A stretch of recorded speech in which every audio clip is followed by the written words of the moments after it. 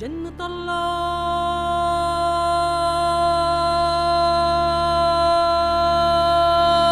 على الأرض عنا، جنة الله على الأرض عنا. C'est bon? Ok. Là. Monsieur Soral. Bonjour. Bonjour. Bonjour. On dit comme ça, on se serre la main, ça fait partie des routines de la vie quotidienne. On dit aussi enchanté. Je ne suis pas sûr d'être enchanté de vous rencontrer en chair et en os. Loin de là pour tout dire. Vous m'expliquiez, je le savais déjà, que pendant qu'on filme, quand vous filmez, on est aussi filmé. Voulez-vous nous expliquer pourquoi? C'est un commencement comme un autre. Oui, tout à fait. Parce que par le passé, j'ai accepté plusieurs fois naïvement des interviews, pensant que ma logique et ma bonne foi seraient suffisantes pour faire passer un message précis. Et malheureusement, n'ayant pas le final cut, j'ai découvert à la diffusion qu'on avait... C'est déjà coupé. C'est déjà heureux à l'époque actuelle si le réalisateur, ou en l'occurrence les réalisateurs, mais encore réalisateurs, ont le final cut. S'il faut le donner en plus aux témoins qui sont devant la caméra, on ne s'en sort plus du tout. Non, mais moi, je ne suis pas, comment dirais-je, un acteur dans un processus de cinéma. Je suis un acteur social dans un processus politique. Et donc, c'est d'autres règles. Voilà. Et je vous dis, parfois, le seul moyen de prouver ma bonne foi ou la subtilité de mon message, c'est de montrer ce que j'ai réellement répondu à une question, plutôt que ce qu'on a gardé dans le but de me nuire, et pas seulement de me nuire, mais de nuire à un débat qui, quand il devient grossier, ne m'intéresse pas, et surtout je pense que ça devient non seulement malhonnête, mais dangereux. Voilà. J'essaye toujours de garder une certaine complexité dans ce que je dis, et je pense que le danger, c'est la simplification, la grossièreté, quoi. Et j'essaye d'éviter d'être grossier, et je fais en sorte qu'on ne me rende pas grossier malgré moi. Je vais vous poser peut-être une question qui vous semble particulièrement grossière. Comment, au XXIe siècle,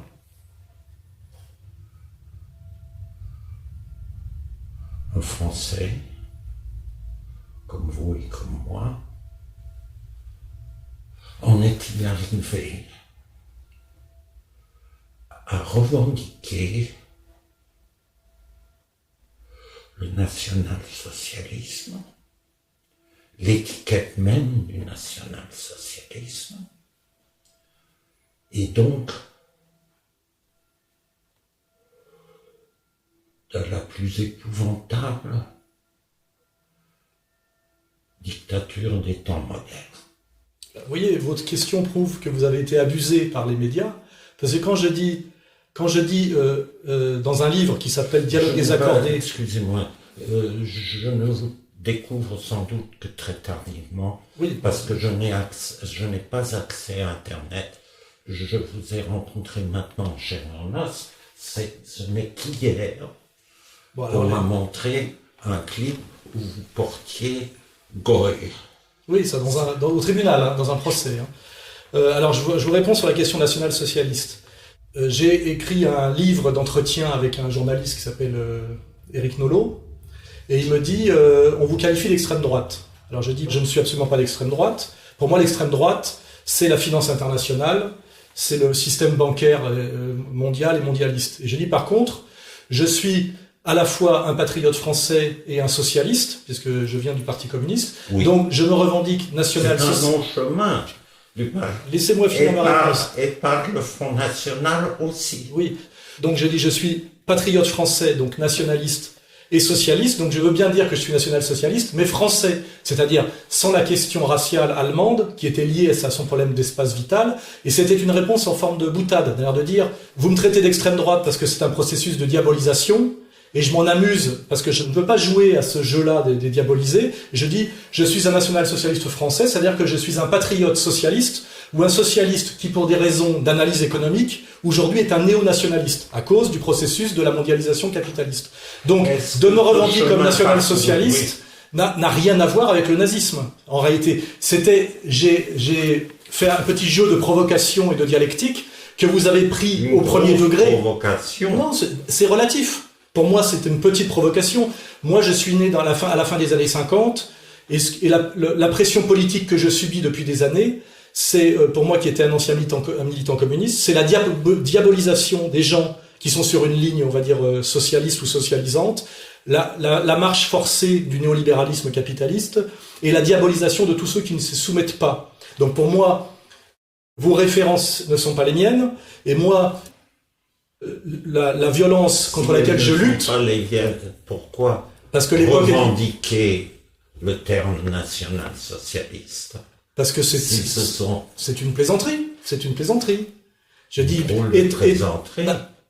Étant donné ce qu'a été le XXe siècle, c'est quand même une drôle de plaisanterie. Une plaisanterie peut-être pas drôle. Bah, ça dépend pour qui. Vous savez, la question c'est pour qui. Pour qui c'est drôle, pour qui c'est grave. Et la question du pour qui, c'est le début du respect de l'autre. C'est de savoir qu'on n'est pas tous nés au même endroit, on n'a pas tous les mêmes ennemis, on n'a pas tous les mêmes problèmes, on n'a pas tous la même vision du monde.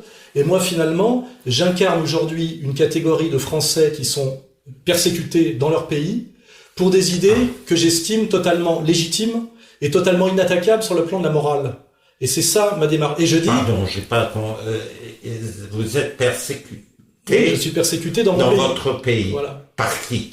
Par le pouvoir politique et le pouvoir médiatique, qui, dans une logique de marche forcée... Sans référence aux juifs du tout. Il y a une référence... paraît que vous n'aimez pas le mot juif, vous n'aimez que le mot sioniste. Non, sionisme et judaïsme. Judaïsme. Ah oui, moi je suis pas du tout quelqu'un qui triche. Je dis que je suis un critique du judaïsme, pour des raisons qui sont clairement de gauche. J'estime que la notion de peuple élu est une notion terriblement ambiguë quand elle est prise au sens littéral du terme, puisque c'est une conception raciale et suprémaciste. Et je suis aussi antisioniste, et j'estime qu'il y a un lien entre une compréhension littérale de ce que veut dire le judaïsme et la politique israélienne actuelle. Et j'estime que beaucoup de problèmes que je rencontre aujourd'hui en France sont liés à la puissance du lobby pro-sioniste en France. Voilà. Donc là, il y a une vraie analyse politique. Donc je dis, je suis judéo-critique, comme d'autres sont islamophobes, et je suis antisioniste, ce qui fait de moi doublement un homme de gauche, un antiraciste, et qui est totalement dans une tradition humaniste. Vous voyez? Alors après, peut-être que vous pouvez m'expliquer ce que c'est que le peuple élu. Mais moi, personnellement, je n'en fais pas partie et j'ai pas voté. Vous n'avez pas voté pour le Non, mais on m'a pas demandé mon avis, voilà. sur le peuple élu. Oui, je sais pas trop ce que c'est, mais il y a des gens visiblement qui aujourd'hui se considèrent comme le peuple élu, se permettent à ce Par titre-là, la droite sioniste au pouvoir, c'est explicite, Netanyahou, Lieberman, qui sont d'ailleurs critiqués par beaucoup de penseurs, on va dire, juifs israéliens, Shlomo Sand, Gédéon Lévy. Je suis l'éditeur de Gilad Atzmon, qui à mon avis est le critique le plus radical aujourd'hui de la dérive extrême droitière de l'idéologie sioniste dominante. Gilad Atzmon, c'est bien les saxophonistes israéliens. Oui, qui écrit des livres aussi. Celui-là que 120 intellectuels palestiniens ont écrit un communiqué contre lui qui nuit à la lutte palestinienne. C'est possible. Mais moi, ce qui m'intéresse, c'est la cohérence de son discours. Il écrit des livres, il a une formation de philosophe, et son analyse me paraît très cohérente de cette dérive, on va dire, racialiste et suprémaciste du judaïsme. Et d'ailleurs, j'ai fait des conférences avec lui. Nous avons fait des conférences ensemble, comme j'en ai fait aussi avec Jacob Cohen, qui est un juif français d'origine marocaine, antisioniste. En réalité, si on regarde historiquement et chronologiquement, venant de la gauche communiste, il était traditionnel et obligatoire et logique d'être antisioniste, pour des raisons d'anticolonialisme. Et petit à petit, on s'est rendu compte du piège qui nous était tendu, de dire vous avez le droit, d'abord dans un premier temps, vous avez le droit de critiquer Israël, parce que Israël et le judaïsme, ça n'a rien à voir. Et puis après, on nous a dit, quand vous critiquez Israël, c'est qu'en fait, vous êtes des antisémites déguisés. Mais cette critique de l'État d'Israël, basée sur l'antisionisme, c'est l'antisémitisme d'aujourd'hui. Et moi, je suis un intellectuel et un dialecticien. J'ai dit, effectivement, il faut avoir l'honnêteté de montrer qu'il y a un lien inéluctable entre le judaïsme et le sionisme, et qu'effectivement, le sionisme correspond à une interprétation du judaïsme, qui est une interprétation qu'on dit littérale, territoriale et raciale. Voilà. Et en disant ça, effectivement, je me suis retrouvé, parce que je n'ai pas voulu abdiquer d'un certain combat qui me paraît immoral et logique, je me suis retrouvé effectivement attaqué par des gens qui m'ont qualifié d'antisémite, ce qui est le mot qu'on emploie systématiquement pour vous exclure du débat et vous diaboliser, et puis avec toujours la réduction ad Hitlerum, et puis la chambre à gaz. C'est-à-dire que si je veux continuer à critiquer Israël aujourd'hui en France et à critiquer le poids du lobby sioniste français, si vous connaissez bien la situation française, vous verrez qu'il est très puissant, avec le CRIF et tous ces intellectuels comme Bernard-Henri Lévy, etc., etc. Donc je n'ai pas voulu abdiquer de mes positions. Quelques etc., s'il vous plaît. Finkielkraut, beaucoup d'intellectuels juifs en vogue sont sionistes aujourd'hui, et les intellectuels juifs antisionistes sont en général très très marginalisés. C'est la tendance en France depuis les années 85. La marginalisation des juifs antisionistes et la promotion pratiquement systématique des juifs sionistes. Et Finkielkraut vient d'être élu à l'Académie française, vous voyez, c'est pas de la marginalité. Donc il y a une dérive extrême droitière de la politique française, à mon avis, insufflée par le très puissant lobby sioniste français, qui d'ailleurs aujourd'hui en arrive à des choses assez étranges, c'est-à-dire à des tentatives de réconciliation avec le Front National.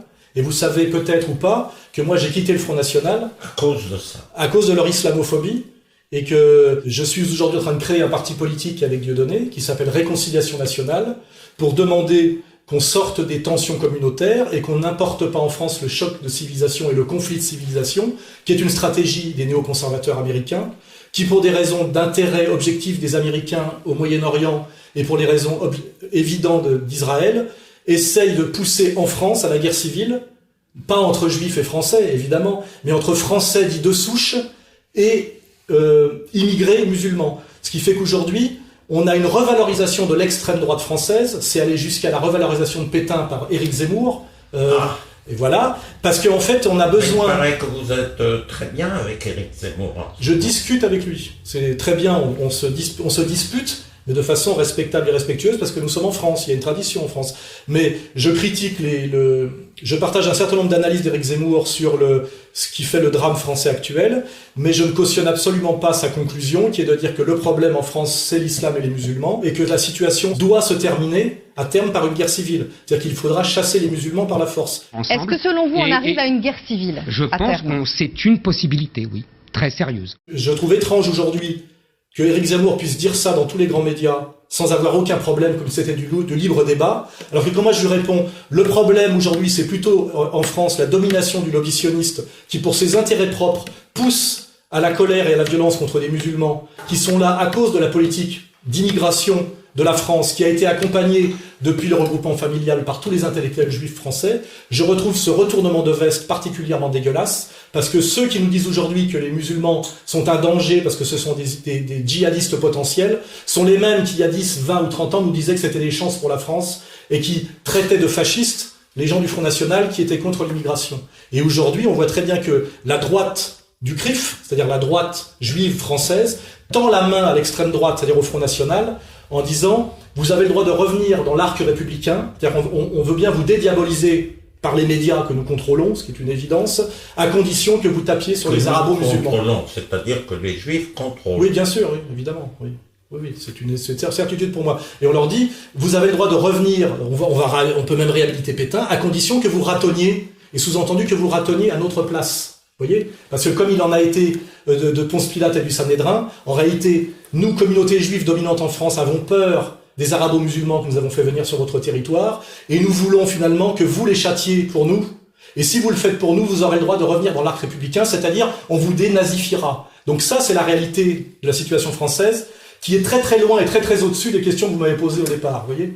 Voilà. Et donc moi, je reste un combattant antiraciste, honnête et intègre, et surtout, dans mon combat, j'appelle ce que j'appelle les juifs du quotidien, c'est-à-dire que les juifs français qui n'ont pas une conception raciale et suprémaciste comment dirais-je, du judaïsme, et qui ne font pas passer les intérêts d'Israël avant les intérêts de la France, à me rejoindre pour ne pas que ce soit un combat de juifs contre français, contre musulmans, mais un combat de gens qui sont tous français et qui partagent les mêmes valeurs, contre des gens qui manipulent les tensions communautaires en France pour les intérêts de pays étrangers, qui sont essentiellement les intérêts américains et les intérêts israéliens. Voilà quelle est la situation pour moi. C'est intéressant, je viens de vous entendre dire les juifs, les français, les musulmans. Donc vous êtes comme les sionistes, vous croyez que français et juifs sont deux appartenances. Donc vous êtes sioniste. Non, je dis que malheureusement aujourd'hui, depuis notamment la loi Pleven, on considère effectivement les juifs comme une catégorie à part et comme une communauté à l'intérieur de la France. Je vais répondre, peut-être que je me suis pas fait entendre. Vous dites français, juifs et musulmans.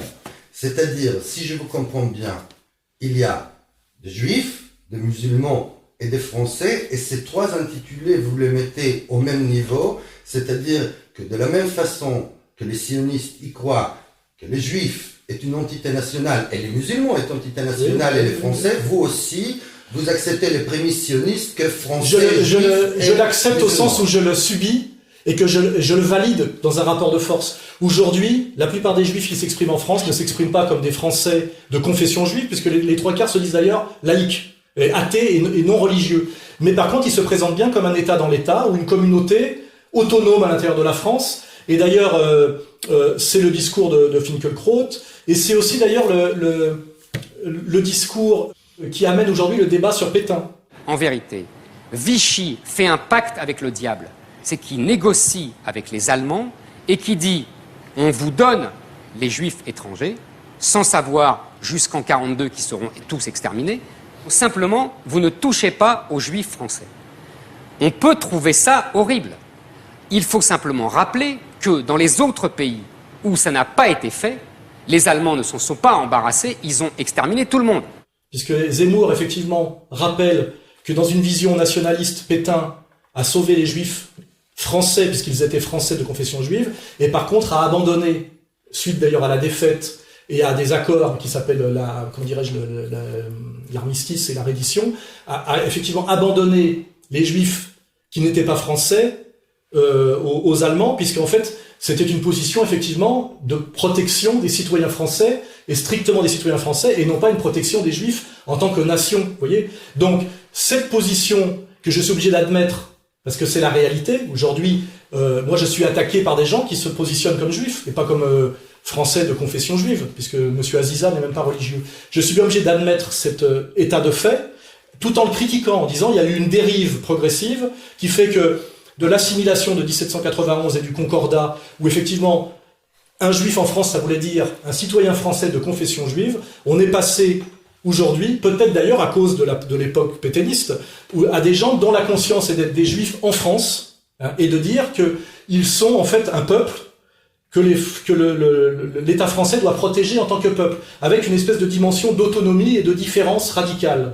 Et ça, c'est la civilisation française, qui est en porte-à-faux avec la Constitution et les valeurs traditionnelles, mais qui est la réalité actuelle. Et effectivement, quand je dis il faut que les Français, les Juifs et les musulmans se réconcilient, je pars du principe qui est un principe historique et évident, c'est qu'un Français, c'est d'abord quelqu'un, on va dire, de religion majoritairement catholique et qui est ici depuis longtemps, et qu'effectivement, les Juifs sont des citoyens plus récents, c'est une évidence, hein, ça s'est fait par un processus de 2 siècles, et les musulmans sont encore là plus récemment, parce que ça vient essentiellement de la décolonisation et de ce qu'on appelle l'immigration de peuplement, c'est-à-dire du regroupement familial. Donc effectivement, on emploie des termes qu'on peut critiquer parce qu'ils sont un peu simples. Effectivement, on dit aujourd'hui, il y a une tension entre les Français de souche. C'est comme ça qu'on les appelle en réalité.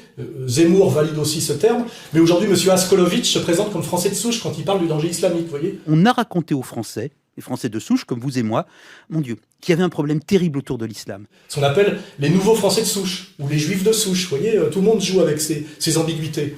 Alors effectivement, il y a aujourd'hui des Juifs communautaires dont la défense première est la défense de la communauté juive et des intérêts d'Israël. C'est le CRIF. Le CRIF se présente ouvertement comme ça. Il y a aussi une tentative communautarisante des musulmans aujourd'hui qui ont tendance à se regrouper sur la religion et à demander presque des critères un peu différents et qui s'appuient sur la jurisprudence de l'évolution des Juifs de France depuis, on va dire, les 30 dernières années. Et puis, il y a le Gaulois, c'est les gens comme moi, qui effectivement font partie de la majorité silencieuse. J'oserais même dire de la majorité opprimée, d'ailleurs ceux qui n'ont pas de pouvoir parce qu'ils n'appartiennent à aucune minorité agissante. Pourquoi vous n'osez pas le dire, si c'est ce que vous pensez? Je vais le dire. Donc là, on va dire la majorité, à la fois la majorité opprimée, on va dire, ou la majorité silencieuse, effectivement, qui se retrouve en permanence prise face à des revendications communautaires. Car en réalité, c'est mon analyse que je démontre dans mes livres, c'est qu'en réalité, le pouvoir est toujours le pouvoir des minorités sur la majorité. Qui trop embrasse mal étreint, les majorités n'ont aucun pouvoir. Pour moi, c'est une certitude. Et aujourd'hui, la France est tiraillée par des pouvoirs de minorités, que ce soit la minorité homosexuelle qui s'est constituée en lobby politique, le féminisme qui s'est constitué en lobby politique, avec prétendant représenter les femmes, et... Quel rapport entre les Juifs et les homosexuels? Parce que vous dites souvent que ce sont des lobbies. Laissez entendre que ce sont vos ennemis principaux. Non, ce sont des lobbies, Or, en France, il y a toutes sortes de lobbies, sauf le lobby des Français de souche, des Français moyens et de la majorité silencieuse. C'est-à-dire que moi, je n'ai aucun lobby pour me protéger. Je représente finalement une immense majorité de Français qui, depuis 30 ans, subissent et la crise économique et une culpabilisation permanente, se font traiter de colons, de collabos. Vous voyez, c'est l'idéologie, on va dire, dominante, et qui, effectivement, ne sont jamais défendus parce que l'idéologie officielle dirait que la majorité persécute les minorités. Or, la majorité des Français n'a jamais persécuté personne. Elle a subi la politique des élites françaises. Hein. Je veux dire, le Français moyen est un homme qui travaille et qui subit la politique. Il n'a pas pu choisir d'aller pacifier la Libye pour M. Bernard-Henri Lévy, qu'il n'avait choisi de déclarer la guerre au Reich allemand, ou qu'il n'avait choisi de coloniser l'Algérie. Ce sont toujours des minorités qui décident de ça. Le Français subit. Et en général, à la fin, il est montré du doigt comme responsable, une fois que tout s'est mal passé.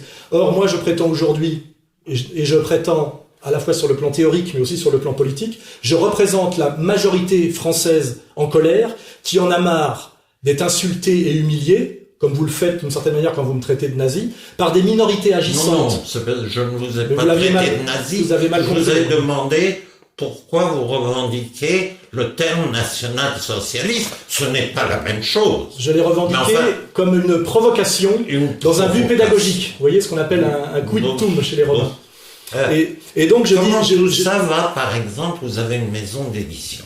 Oui. Qui réédite La France juive de Drummond. Oui, mais on réédite aussi Le salut par les Juifs de Léon Bloy, qui est la réponse. Et on réédite des auteurs marxistes, et on réédite Grandeur de l'islam aujourd'hui de Gaston Viette, on réédite des bouquins d'histoire sur la Révolution française, mais le problème c'est qu'on édite par exemple 150 livres, dont 3 livres sur la question juive, et vous me parlez que de ça. Alors, plus que 3 livres, 5. 5. Vous avez même une entrée qui s'appelle sionisme, judaïsme. Oui, pourquoi pas. Par exemple, je suis le seul en France qui réédite le bouquin de Bernard Lazare, L'antisémitisme, son histoire et ses causes, et qui l'est préfacé. Voilà. Je me sens tout à fait en convivialité intellectuelle avec Bernard Lazare et avec l'analyse de ce livre, vous voyez. Je réédite aussi, par exemple, Abraham Léon. Personne m'attaque parce que je réédite un trotskiste belge, mort en camp, qui s'appelle Abraham Léon et qui théorise un concept assez intéressant, qui peut d'ailleurs être partiellement faux, qui est la notion de peuple-classe, vous voyez. Donc effectivement, j'édite des livres aussi que les autres gens n'ont pas le courage d'éditer et qui me semblent apporter quelque chose d'intéressant au débat. Voilà.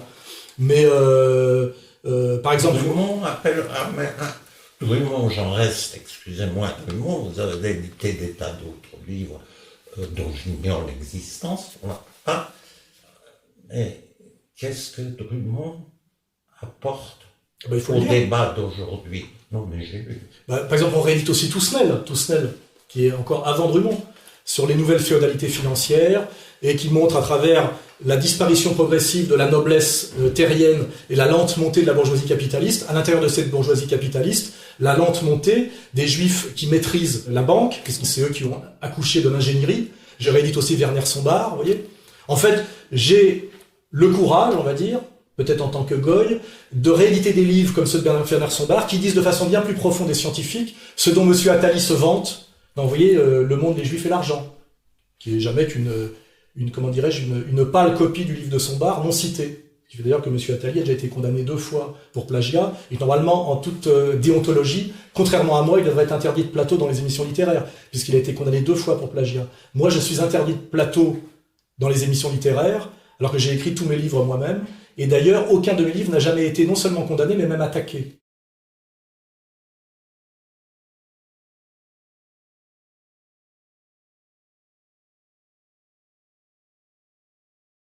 Et mon grand livre qui explique tout ce que je pense sur tout ça s'appelle « Comprendre l'Empire ». Si vous lisez bien le français, je vous engage à le lire, je peux même vous l'offrir.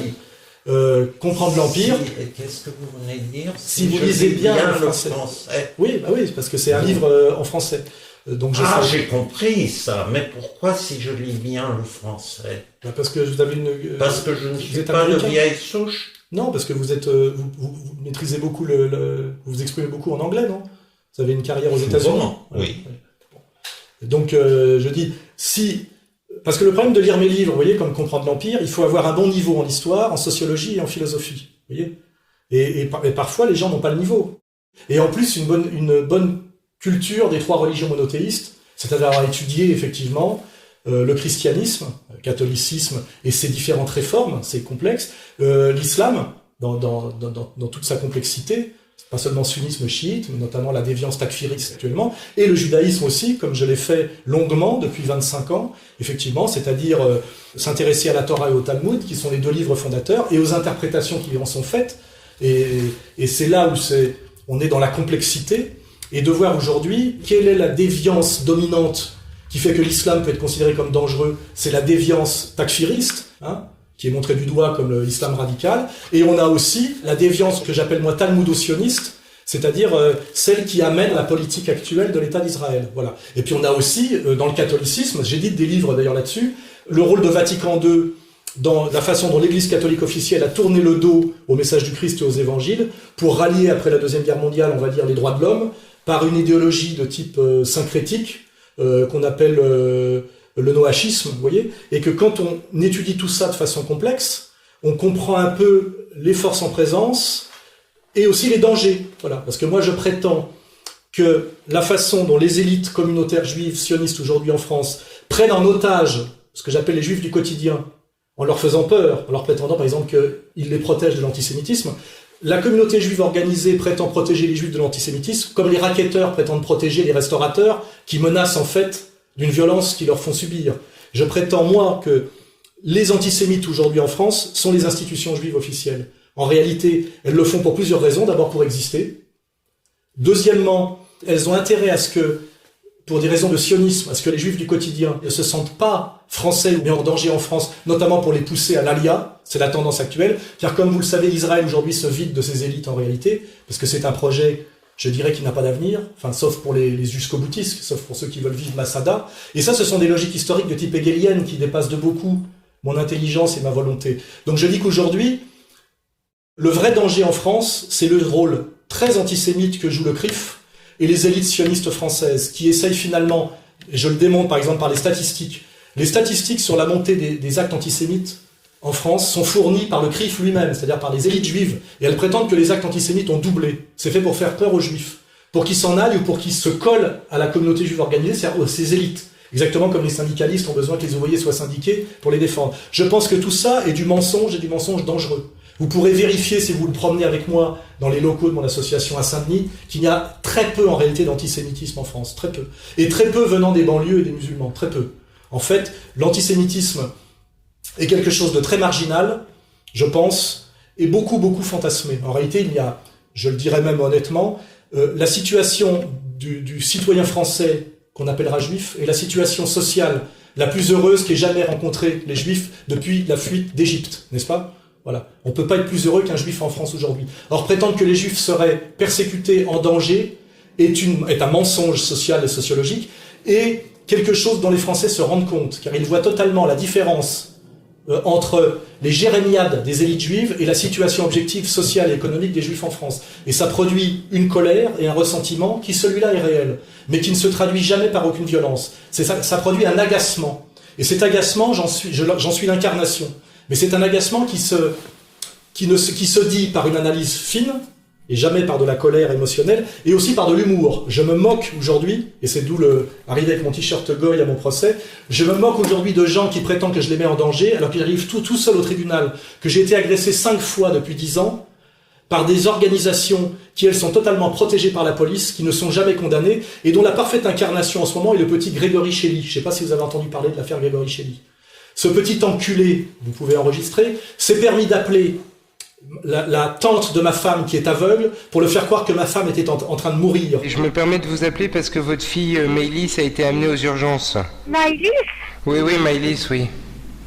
Oh, écoutez, en plus je suis malvoyante, donc je ne peux pas... Oh là là, mon Dieu. Oh bah, si c'est ça, dans ce cas-là... débranchez Maëlys, hein. La tante ne veut pas collaborer. Bah, on va la débrancher, hein. Moi, je n'ai... Attendez. Vous savez s'il y a une place à la fosse commune pour voir s'il y a de la place pour Maëlys également ? Oh, écoutez, ne me parlez pas d'une chose pareille. Ensuite, il a utilisé le téléphone de ma belle-mère pour appeler la police en disant que je venais de tuer ma fille, ce qui fait que les policiers ont débarqué armés à 1h du matin chez ma femme en pensant que j'étais armé avec le cadavre de ma fille chez moi. Ma fille a 5 ans, vous voyez ? Et ce petit enculé de Grégory Shelley est aujourd'hui caché en Israël, vous voyez ? Il persécute les gens comme moi depuis des années avec une totale impunité. Et il est défendu par maître Golnadel, qui est le numéro 2 du CRIF français aujourd'hui. Voilà. C'est la situation, monsieur, que vous ne connaissez pas, voyez. Aujourd'hui, je le dis clairement, les juifs d'élite en France sont des persécuteurs, voyez, et des menteurs. Et malheureusement, ils sont la première cause de la montée de l'antisémitisme en France, qui est un antisémitisme d'agacement, et qui ne se traduit jamais par aucune violence. Il n'y a pas de violence antisémite en France. Et j'espère que vous ne croyez pas à tous ces mensonges et que vous ne les alimentez pas. Et pourquoi moi on me bannit des médias ? Parce que quand je peux parler comme je parle maintenant, et si d'ailleurs je suis pas coupé au montage, vous êtes obligé d'arriver... Vous êtes forcément coupé au montage. Oui, mais moi je ne fais pas un film de 2 heures non, d'accord. Uniquement sur vous. Mais quand moi je peux m'exprimer totalement et pleinement, tous les gens admettent que je suis dans un discours de vérité, voilà.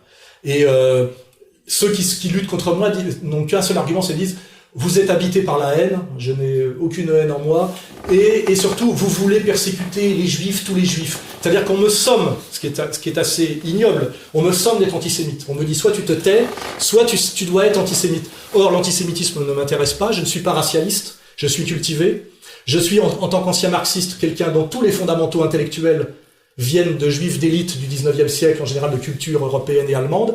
Mes livres que je publie depuis 1984 sont tantôt dédiés à Georg Lukács, tantôt dédiés à Lucien Goldman, et ça ce n'est pas rétroactif, monsieur. Quand vous regardez des livres qui ont été publiés il y a 20 ans, vous voyez la dédicace, voyez. Et à l'époque, j'étais militant communiste, et personne ne me reprochait quoi que ce soit.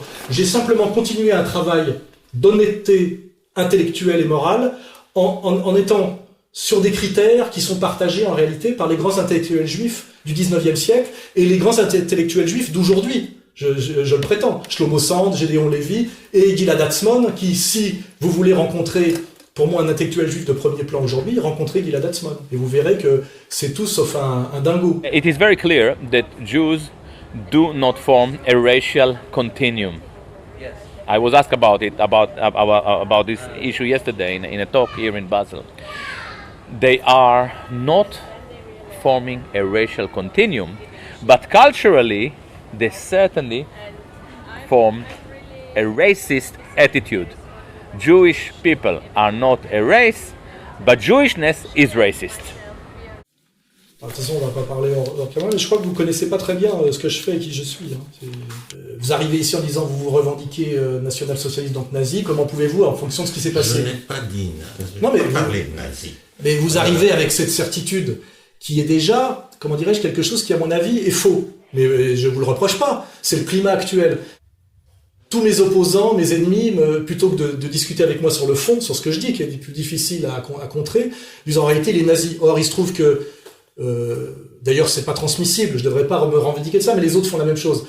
On a aujourd'hui des gens qui sont membres d'associations de fils et de petits-fils de déportés, comme le petit Klarsfeld, qui est membre du Conseil d'État et réserviste chez les gardes frontières israéliens. Vous voyez, moi, je suis fils de résistant savoyard, vous voyez, du côté de père et de mère. Donc, traditionnellement, je suis un ancien militant communiste qui est d'une famille de résistants. Donc, ça me situe pas dans une tradition d'extrême droite. Vous le savez très bien, de la même façon qu'on n'hérite pas le courage, on n'hérite pas la lâcheté. Alors pourquoi Finkielkraut ramène sa gueule en permanence? Finkielkraut, il n'a rien subi du tout. Nous avons plusieurs différences, même si vous vous rendez comme antisioniste, moi aussi, mais je ne vous vois pas comme un antisioniste. Vous êtes pour moi un sioniste, moi je suis un antisioniste. C'est une question secondaire, moi je suis français. Hein. Oui, vous êtes français, comme beaucoup de Français, vous êtes obsédés par les Juifs. Ça, les Juifs que je suis. Mais je voulais vous demander une chose, Alain. Le monde entier est obsédé par les Juifs. Vous vous sentez comment? Comment ça va? Ben ça va très bien, je suis un héros français, moi. Vous savez, je suis très populaire dans les rues. Ouais. Et je mène un combat. Comment ça va maintenant, là? Ben, ça va, je suis bien. Vous savez, moi, je suis, comment dirais-je, j'ai une force très grande que vous devez connaître, c'est la dialectique. Je suis un maître dialecticien, voyez-vous. Mais pas... justement, je dis, mais il y a la dialectique, et il y a le fait que, heureusement ou malheureusement, nous appartenons à la même famille que la famille humaine. Et je me pose la question, comment vous vous sentez? Parce que je me dis, mais comment un phobique se sent face à sa phobie? Vous avez deux juifs devant vous, en tous les cas, un juif antisioniste qui se revendique et un autre qui se revendique juif. Et je me demande, vous qui vous revendiquez être un judéophobe, comment vous vous sentez devant la phobie? Bah d'abord, je passe pas ma journée à discuter de ça. J'ai d'autres sujets de préoccupation. J'écris sur des tas d'autres sujets, notamment sur la logique bancaire, l'évolution du capitalisme financier, le féminisme, la transformation d'une pratique sexuelle qui est l'homosexualité en mouvement politique depuis Mitterrand et Jacques Lang. Donc j'ai des tas et des tas de sujets. Je sais que les Juifs aiment bien, en fait, comment dirais-je, le monodéterminisme, c'est-à-dire les Juifs ont besoin de l'antisémite, quoi. Mais moi, je ne suis pas que... L'antisémite a besoin des Juifs. Oui, mais moi, je suis judéo-critique au milieu de tas d'autres choses, de tas d'autres déterminations.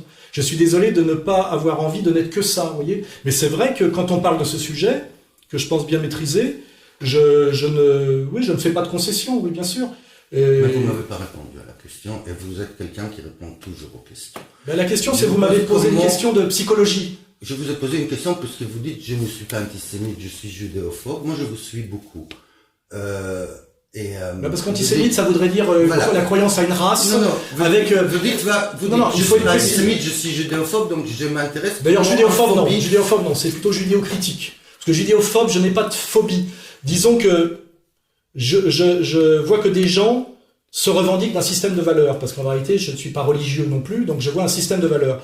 Et je me dis, tiens, des gens se comportent de telle et telle manière en fonction d'un système de valeurs. J'étudie ce système de valeurs. Et après, je me dis, tiens, c'est marrant, ce système de valeurs n'est pas le mien. Vous voyez, moi, je suis ce qu'on appelle un helléno-chrétien, c'est-à-dire le doute grec et la compassion chrétienne, c'est-à-dire ce qui s'appelle l'humanisme français, de la Boétie, Montaigne, etc. C'est nous qui avons accouché, finalement, de la gauche la plus naïve, qui a d'ailleurs accouché de la première émancipation des Juifs, historiquement, en 1791, avec Robespierre. Vous pouvez remercier Robespierre pour avoir fait ça. Voilà, donc moi... Vous voulez que je remercie Robespierre? Bah oui, c'est important. Je vous ai bien compris. Oui, bah oui, puisque c'est le premier émancipateur des Juifs de l'ère moderne. Tout le monde n'a fait que le suivre. C'est-à-dire accéder à la citoyenneté pleine et entière. Hein, voilà. Et après, avec le concordat, la liberté de culte. Ce sont des sujets historiques précis. Et donc, moi, à un moment donné, je pourrais vous poser la question, d'abord, pourquoi réduire une analyse historique et philosophique à de la psychologie? C'est étrange, parce que, effectivement, phobie, ça peut être... c'est vous qui l'avez dit, judéophobe, pas moi. Je reprends les termes, en fait, c'est plutôt judéo-critique. Parce qu'en fait, on dit, vous êtes antisémite. Je dis, je peux pas être antisémite, d'abord parce que je suis très pro-arabe, donc le terme est faux. D'ailleurs, la question, c'est pourquoi est-ce qu'on emploie toujours des termes qui sont faux? Vous n'êtes pas des sémites, ni l'un ni l'autre, je crois. Par contre, vous êtes... Les sémites n'existent pas, c'est vous, les Européens, qui les avez... Voilà, oui, c'est une théorie linguistique. C'est une théorie linguistique. Voilà, on est d'accord. Donc je ne peux... Antisémite, oublions le terme, ça n'existe pas. Par contre, effectivement, je suis judéo-critique et antisioniste. Et encore, je suis antisioniste de façon relative, car si Herzl avait obtenu un État juif ailleurs que en terre de Palestine, on aurait coupé le lien avec la promesse biblique et donc avec la Torah, et je pense que le sionisme était entièrement valide. La vraie question du sionisme n'est pas que des gens aient envie d'être un État, une nation comme les autres, et de ne pas vivre en diaspora, mais de vivre dans une nation qui soit la leur, ce que je peux reconnaître. Le problème du sionisme, effectivement, c'est que ça s'est fait dans la terre sacrée d'Israël, et que donc ça reconnecte un projet national avec une promesse religieuse. Et donc, par exemple, vous êtes sur la ligne de Staline, un État juif en Birobidjan, il n'y a pas de problème. Par exemple. Donc vous considérez les juifs comme un groupe national, comme non, les mais sionistes. Je veux bien admettre que des juifs aient envie de se considérer comme un groupe national. Vous voyez, moi, je n'ai pas de revendication, je ne suis pas juif. Moi, je demande juste qu'en tant que... Vous avez dit, je comprends bien, je comprendrais bien que l'idée d'un État juif. Oui, donc, oui, c'est en ça que je dis que vous êtes sioniste, donc, n'est-ce pas? Non, mais je ne suis pas...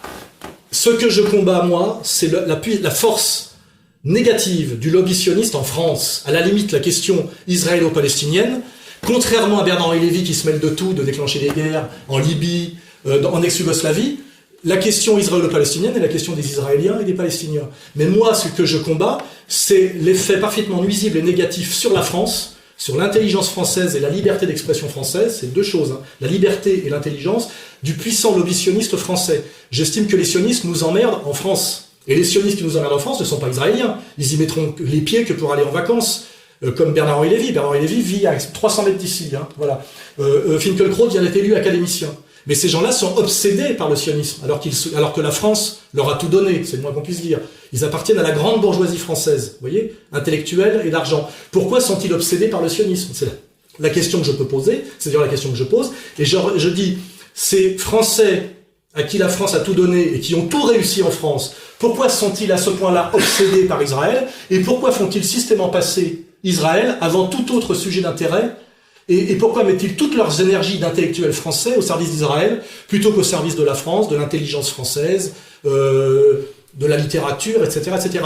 Et c'est ça la vraie question, vous voyez? Et moi, c'est ça que je dénonce. En fait, je dénonce non pas Israël, je vous dis, qui est victime de ses contradictions internes. Moi, je suis un hegelien. Je pense que Hegel... Moi, Alain Soral, je ne peux rien faire. Mais les contradictions internes du sionisme font que Israël est condamné à terme. Voilà, ça c'est clair pour moi. Et malheureusement, il y a ce qu'on appelle une morale de l'histoire, une justice immanente. La justice immanente s'accomplira, vous voyez? Je pense que ça finira mal en Israël. Mais je ne vois pas pourquoi des Français de confession juive, ou des Français juifs, veulent à tout prix s'associer à l'effondrement d'Israël, alors qu'ils ont tout réussi en France, et qu'ils ont en France les meilleures positions sociales, de par sans doute leur qualité propre, et aussi peut-être leur solidarité communautaire. C'est sans doute les deux.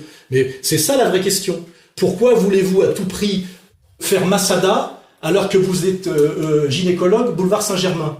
Et malheureusement, aujourd'hui, la réalité, c'est que beaucoup de juifs français ou de français juifs qui ont une situation en France non seulement très agréable, mais inégalée dans l'histoire juive, vous pouvez le vérifier depuis 2500 ans, pourquoi vont-ils se mettre en porte-à-faux avec la communauté majoritaire qui sont les Français de souche, en se montrant aux autres Français systématiquement défenseurs d'Israël et de l'Israël d'aujourd'hui, de Netanyahou et de Lieberman, attention, pas d'un Israël, je dirais, travailliste de l'époque où on pouvait penser effectivement que c'était une épopée socialiste, vous voyez? On est resté un peu sioniste de gauche quand même. Non, mais je pouvais comprendre le sionisme. Je suis pas sioniste de gauche, je suis pas juif, au cas où vous auriez pas compris. Je suis français catholique. Mais sioniste. Non.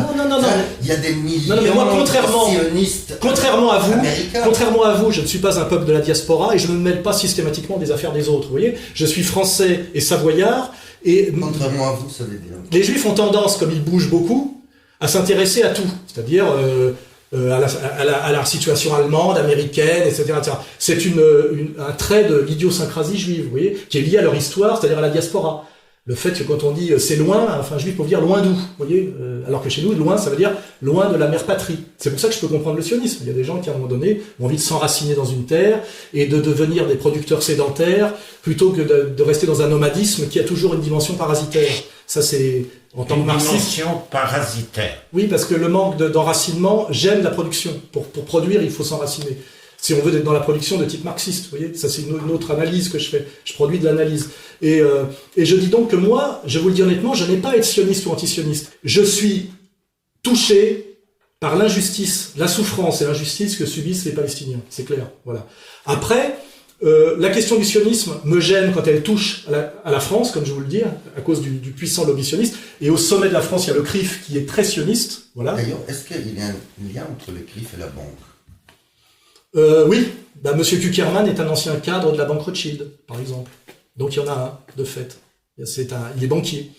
Il n'est pas, c'est pas un ancien socialiste, c'est pas un ancien bundiste, c'est pas un ancien type qui est allé en Israël et essayer de valoriser la terre. Il appartient à la grande banque internationale. Et d'ailleurs, je pense que effectivement, ça joue sur sa vision du monde. C'est-à-dire que c'est un banquier international sioniste, ce qui effectivement pourrait alimenter certains complotistes antisémites. Vous voyez, parce qu'effectivement, ça ressemble beaucoup à ce que pensent les antisémites de certains juifs. Vous voyez, ce côté parasitisme international, maîtrise de la grande banque, faire passer les intérêts de la communauté avant les intérêts de la nation qui l'accueille, etc. Mais pas vous. Moi, toujours pareil, je comprends et j'explique. C'est la théorie, vous savez, de Lucien Goldman, ce qu'on appelle l'épistémologie génétique. J'explique, je comprends, j'explique, je comprends. Donc moi, je peux tout expliquer. Et quand on explique, il y a des raisons. C'est rationnel. Je me dis, par exemple, si Monsieur Kuckerman était un juif français originaire de la minorité des juifs du Maghreb qui ont été obligés de quitter le Maghreb au moment de la décolonisation et il était aujourd'hui dentiste, comme il y en a beaucoup à Bondy, parce que beaucoup de dentistes dans les banlieues musulmanes sont juifs. Ça s'explique sociologiquement. Il serait sans doute beaucoup moins sioniste et beaucoup moins arrogant, parce qu'il se sentirait, ses intérêts et ses angoisses ne seraient pas les mêmes. Mais quand on est de la grande bourgeoisie française et banquier, on peut insulter le peuple de France et être sioniste sans problème, parce qu'on ne risque rien. Et moi, ce qui me gêne chez un monsieur comme Kuckerman, c'est par son arrogance et sa manière de défendre les intérêts systématiquement d'un pays étranger et des élites, ce qu'on appelle de l'hyperclasse, comme monsieur Attali. Il crée, au niveau de la masse des petites gens qui n'ont pas ma culture, un ressentiment qui peut s'exprimer contre le dentiste juif de Sarcelles, vous voyez, qui lui a passé sa vie à soigner les dents des musulmans pauvres, prolétaires maghrébins de la banlieue du 93, et ne comprennent pas qu'on puisse leur en vouloir, vous voyez. Mais je peux vous faire un parallèle qui va peut-être vous choquer, mais qui est valable. Quand le Congrès juif mondial déclare la guerre totale à l'État national socialiste allemand en 1933, ils le font de New York. Ils ne se posent pas la question de savoir la violence que ça va provoquer sur les petits commerçants du Reich allemand. Et ça s'appelle la nuit de cristal, vous voyez. J'estime, moi, quand on est un leader politique, il faut être responsable et raisonnable, vous voyez. Je pense aujourd'hui que les positions du CRIF, qui sont totalement déconnectées de la réalité de ce que j'appelle les juifs du quotidien, mettent les juifs du quotidien en danger en France. Je le pense et je le démontre. Et c'est parce que je le pense et je le démontre que ces gens-là m'attaquent systématiquement sous la ceinture. Psychologisme, vous voyez, on parle de haine, de phobie. Je n'ai aucune phobie, aucune haine. Je suis d'abord bien trop intelligent pour ça, et en plus, je n'ai pas de raison d'avoir de phobie. Je mesure 1m87, je suis très beau, j'ai toujours eu beaucoup de succès, mes livres se vendent très bien, et je suis très aimé en France, vous voyez, par les gens de la rue, etc. Donc, je n'ai pas, de ce point de vue-là, de raison. Par contre, j'ai... pas de complexe. Voilà, je n'ai pas de complexe. Quand on écoute la liste de vos qualités que je vous mettez dedans, que vous venez de nous donner la liste de vos qualités... Je vous réponds sur le terrain psychologique. Considérable. C'est important. Et c'est important de n'avoir pas de ressentiment. Oui. Par exemple, j'explique... Et la modestie ne fait pas partie de votre enfant. Parce que je suis honnête. Je n'ai pas de raison d'être modeste et j'ai pas de raison de mentir. Mais par exemple, quand je parle par exemple de Zemmour, avec qui j'entretiens une relation de longue date, je comprends qu'il a une vision un peu diabolisée des musulmans, parce qu'en fait, il confond les musulmans avec les jeunes maghrébins, qui étaient d'ailleurs très peu musulmans, de sa jeunesse, puisqu'il vient de la banlieue pauvre, et qu'il était un petit juif maghrébin au milieu des maghrébins. et physiquement il fait 30 kilos de moins que moi, et je pense que sa peur des musulmans est liée à sa peur dans la cour de récré, vous savez, des costauds issus de l'immigration qui ont dû un peu l'humilier à l'époque parce qu'il était chétif et petit. Et parfois, l'enfance, vous voyez, le fait de peser 30 kilos de plus ou 30 kilos de moins, le fait d'être doué pour le sport, moi je suis instructeur de boxe, vous voyez, c'est pas pareil, peut créer des phobies, et qui par association fait effectivement qu'il confond une espèce de peur légitime de la violence de certains voyous de banlieue avec l'islam. Et c'est ce que je dis quand je veux défendre Zemmour par rapport aux gens qui m'écoutent. Je dis, il faut comprendre pourquoi Zemmour a peur de vous. Et si vous comprenez pourquoi il a peur de vous, vous verrez que sa peur est un manque finalement de culture et d'explication et d'échange. Voilà.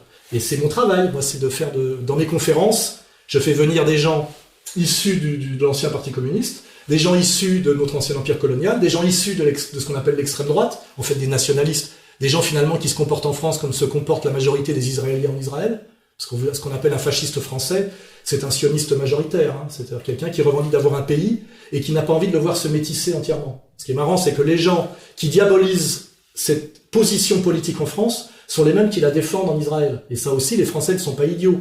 Les Français n'aiment pas, en tant que chrétiens, logiciens, nous sommes le pays de Descartes, et moralistes, ils n'aiment pas le deux poids deux mesures, ils n'aiment pas ce qu'on appelle la double éthique, qui est au fondement du judaïsme. C'est-à-dire qu'ils n'aiment pas que la loi ne soit pas la même pour tous. Alors je comprends que c'est votre principe fondamental.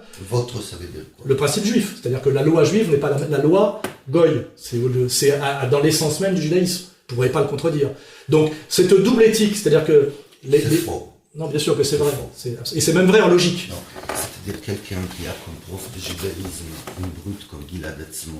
Ah non, j'ai pas attendu. J'ai eu... Le problème, c'est que comme Gilad Atzmon est un musicien de jazz. Voilà, un très doué musicien. Oui, donc c'est pas une brute, il est musicien de jazz. Ça n'empêche pas. Non, il y a très peu de musiciens de jazz. Il n'y avait pas beaucoup de musiciens de jazz chez les nazis, vous voyez. Ça, c'est important. Et pas tous les nazis étaient des brutes, et pourtant ils étaient nazis. C'est quand même une idéologie brutale, le nazisme. C'est racial, suprémaciste, bien sûr. Mais une des choses... Et très peu français. C'est très peu compatible avec la raciologie, quand même, n'est pas loin d'une invention française. Non, c'est une invention, on va dire, des Lumières, c'est-à-dire des rationalistes, mais c'est partagé par tous les peuples d'Europe, je dirais, qui s'éloignent du christianisme. Vous voyez, c'est finalement l'antiracisme historique de la France, c'est le catholicisme. Nous sommes tous égaux devant Dieu, vous voyez. Et ceux qui ont mis en place le racialisme à travers le rationalisme et on va dire l'hygiénisme, ce sont les philosophes des Lumières. Donc Voltaire est un parfait raciste et vous le savez, est un parfait antisémite. Mais lui, il est au Panthéon, pas moi. Soyez logique et demandez qu'on sorte Voltaire du Panthéon. Vous avez lu les écrits antisémites à la place. Plus tard. Un peu plus tard. Plus tard, oui, comme on pourrait y mettre De Gaulle. Bien sûr, oui, De Gaulle. De Gaulle avait une position qui était très française. Il était pour une politique équilibrée au Moyen-Orient. Il a protégé par sa position les Juifs au moment de Pétain en partant à Londres, mais il ne leur a fait aucune concession à partir de 58, quand ils ont essayé d'infiltrer les services français pour avoir la bombe, alors que De Gaulle pensait que c'était une mauvaise idée. Un peuple d'élite, sûr de lui-même et dominateur. Vous connaissez l'histoire, voilà. Donc moi je suis en réalité gaulliste, vous voyez. Ce qui veut dire que d'ailleurs je ne viens pas de l'extrême droite. C'est important. Je suis gaulliste. Depuis le Parti communiste, en passant par le Front National, peut rappeler quand même un très mauvais souvenir. Lequel? Qui est celui de Jacques Doriot. Ou Déa aussi. Ou Déa. Oui. Doriot de préférence. Oui, il y a aussi Valois, l'inventeur du fascisme, vous le savez, qui est mort dans un camp de concentration, tué par les Allemands. En fait, vous critiquez sans doute des choses chez moi. Moi, je pointerai du doigt votre judéocentrisme, c'est-à-dire que vous voyez toujours midi à votre porte et vous jugez tout à fonction de ce critère. C'est-à-dire ce qui est bon et ce qui n'est pas bon pour les Juifs. Pas ce qui est bon. Je vous analyse là, dans ce que vous me dites. Moi, ce qui m'intéresse, c'est ce qui est bon et ce qui est mauvais pour l'humanité, ce qui est compliqué d'ailleurs, parce que c'est un terme un peu abstrait. Et ce qui est vrai ou faux en logique. Voilà, en logique, d'un point de vue de la cohérence, en logique interne, et d'un point de vue de la logique fonctionnelle par rapport à la réalité. Il faut que ce soit cohérent et fonctionnel. Et moi, ce qui m'étonne, c'est que quand je vous dis que je suis passé, par exemple, du Parti communiste au Front National, je n'ai fait, en tant qu'intellectuel communiste, que suivre les électeurs. Le Front National était à 2% en 73, il est à 26% aujourd'hui, le Parti communiste qui était à 26% en 73 est à 2% aujourd'hui. Alors soit 26% des Français sont devenus nazis, Soit ce sont les anciens... vous êtes un sacré opportuniste. Soit les ouvriers se sont mis à voter Front National, et moi, en tant qu'intellectuel communiste, j'ai suivi ma base, parce que il est totalement logique aujourd'hui de comprendre par rapport à l'Union européenne et la politique économique de l'Union européenne, que sur la ligne économique, le parti politique qui défend le plus l'intérêt des travailleurs salariés français, c'est aujourd'hui, objectivement, le Front National. Mais ça, il faut avoir un peu de culture en économie. Alors le Parti communiste, lui, s'est effondré dans un ralliement progressif à la dérive droitière du Parti socialiste depuis ce qu'on appelle le virage de la rigueur de 1983, vous voyez. Et en fait, le Parti communiste a trahi, en réalité, sa base, et on a finalement ce qu'on appelle une déviance stalinienne, c'est-à-dire que la bureaucratie a trahi les ouvriers, puisqu'il ne reste du Parti communiste que l'appareil, vous voyez. Et l'appareil, pour se maintenir par des accointances politiciennes en devenant la remorque du PS, a liquidé sa base vers les intérêts du prolétariat, c'est-à-dire du salariat français. C'est la raison pour laquelle j'ai quitté le Parti communiste à un moment donné, puis après avoir été nulle part, j'ai rejoint le Front National quand le Front National a pris un virage social, antilibéral et social. Et si vous étudiez mon ralliement au Front National, j'y suis resté 1 an, j'ai été conseiller de Jean-Marie Le Pen sur la question sociale et des banlieues, c'est-à-dire sur ne pas tomber dans le piège de l'islamophobie, parce que je crois que c'est le sujet de votre documentaire. J'ai pas entendu parler beaucoup d'islamophobie pour l'instant. On est très judéo-centré, c'est bizarre. Parce que je veux bien vous parler de l'islamophobie qui est réelle en France aujourd'hui. Parce que quand Éric Zemmour, qui va vendre 500 000 livres, dit que le problème c'est l'islam et les musulmans et que ça finira en guerre civile, il appelle à la violence contre les musulmans. Personne aujourd'hui n'appelle à la violence contre les juifs. Hein. Personne. D'abord parce que personne n'en aurait le courage en plus. Hein. Ça, je l'admets tout à fait. Mais même en admettant, ça vient à l'esprit de très peu de gens, je vous le garantis. Hein, franchement, parce qu'il y a quand même le poids de l'histoire et on est quand même en France. Voilà. Voilà, parenthèse refermée. Donc je me suis rapproché du Front National pour des questions sociales, et quand vous faites le parallèle avec Déa et Doriot, je vous demande où est Adolf Hitler, où est la menace nazie, où est l'Allemagne nazie, où est même Staline. Il ne faut pas raconter n'importe quoi, monsieur. C'est-à-dire qu'aujourd'hui, il n'y a pas de menace de guerre intra-européenne, il n'y a pas de puissance étatique surarmée qui menace qui que ce soit. En réalité, il y a aujourd'hui un lourd soupçon sur les Français de confession musulmane à cause de ce qui se passe en ce moment au Moyen-Orient. Hein, voilà. Mais il n'y a pas de violence armée en France. Il n'y en a pas. Il y a de la violence verbale, il y a de la tension, il y a beaucoup de dépression. C'est-à-dire qu'effectivement, je serais désolé que quelqu'un comme vous, à votre âge et avec votre parcours, ait peur de l'antisémitisme aujourd'hui en France. Ça serait dramatique parce que c'est ce qu'on peut appeler de la phobie. C'est-à-dire que ça a une origine psychologique explicable, mais il n'y a pas d'origine réelle. Je vous le garantis. Vous ne risquez rien. Quelqu'un vous a parlé de peur d'antisémitisme? Bien, Monsieur Kuckerman en parle toute la journée. Kuckerman n'est pas là. Dieu merci. Pour moi, c'est ça le sujet. C'est-à-dire que il devient dangereux de parler de certains sujets quand en parler devient dangereux physiquement pour les gens.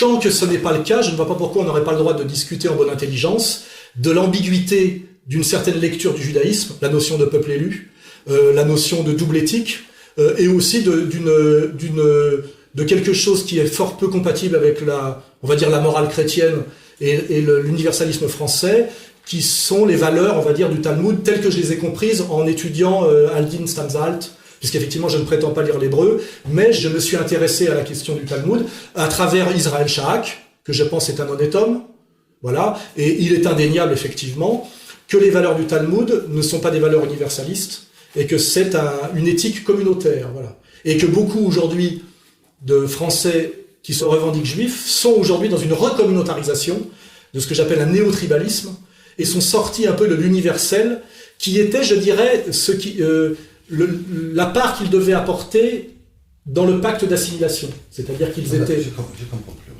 Eh ben, c'est-à-dire que D'un côté, il y a une double morale parce que c'est lié à leur judaïsme. Mais en même temps, les juifs étaient universalistes. Alors, je comprends pas. Il y a des ils tendances. étaient universalistes ou ils étaient hors de ça? Donc, il y a les deux. Si vous lisez Karl Marx, si vous lisez Bernard Lazare, si vous lisez Abraham Léon, si vous lisez Rosa Luxembourg, si vous lisez beaucoup d'intellectuels juifs du 19e siècle, ils sont en général anti-talmudistes forcenés et universalisants. D'ailleurs, en général, ils se déterminent toujours contre le Talmud et les rabbins, toujours qu'ils estiment est un obscurantisme. C'est la remarque que je fais à Finkielkraut.